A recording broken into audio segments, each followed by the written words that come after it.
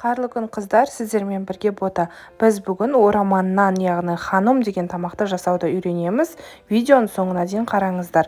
Алдымен 300 мл суға 1 ас қасық тұзымызды ерітіп алып, ыдысымызға құйып аламыз.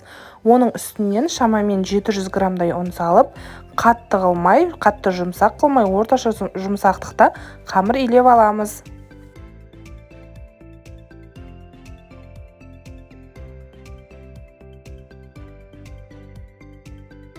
Илеп алған қамырымызды жарты сағат көлемінде демалдырамыз, сонда қамырымыз күшті жайылатын болады. Ол аралықта біз ішіне салатын салмасын дайындаймыз. Ол үшін 6 дана картошканы осы видеодағыдай етіп майдалап 4-1 қылып турасаңыздар болады.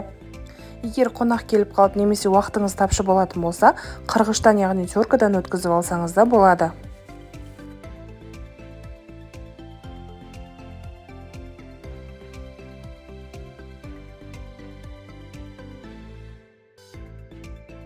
Картопымыздан кейін сөйлемей жылататын пиязымызды майдалап турап аламыз. Қамырымыздың ішінен қамырды жыртып жібермейтіндей көлемде болса жетіп жатыр.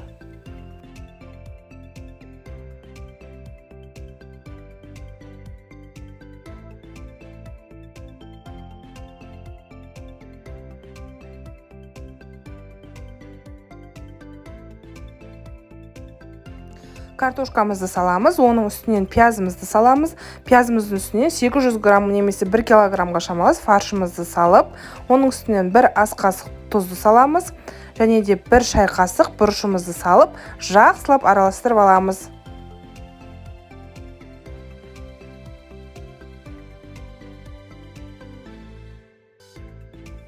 Мінекей осындай болып дайындап алдық салмасын. Енді жаңағы демалған қамырымызды жұқалап жайып аламыз. Қаншалықты жұқа болса, соншалықты қамырымыз әдемі болып шығады қыздар.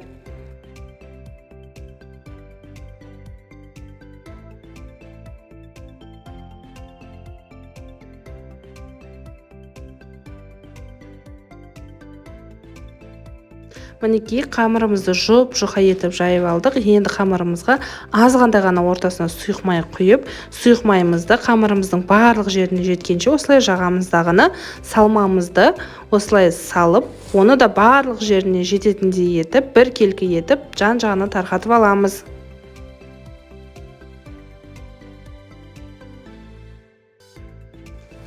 Енді салмасын салып болғаннан кейін осы видеодағыдай етіп орап алыңыздар. Егер мәнті қазандарыңыз үлкен болса, бір келке етіп барлығын орауға болады. Менің мәнті қазаным кішкентай болғандықтан мен осылай ортасынан кесіп, екіге бөлдім. Егер үлкен мәнті қазанда жасасаңыздар, барлығын бірге салсаңыздар, орасаңыздар болады.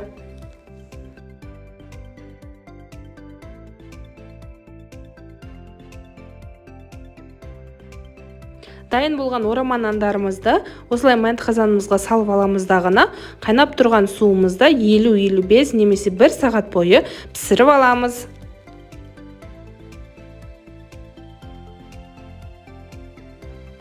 Ал қыздар, біздің ораман нандарымыз дайын. Мінекей өте жұмсақ болып піседі, әрі дәмі де өте ерекше болады. Міндетті түрде жасап көріңіздер. Үйдегілеріңізге ұнайтынына сенімдімін. Сіздермен бірге болған бота. Егер рецепт ұнаған болса, лайк басып, комментарий қалдырып, менің каналыма тіркеліп кетуді ұмытпаңыздар.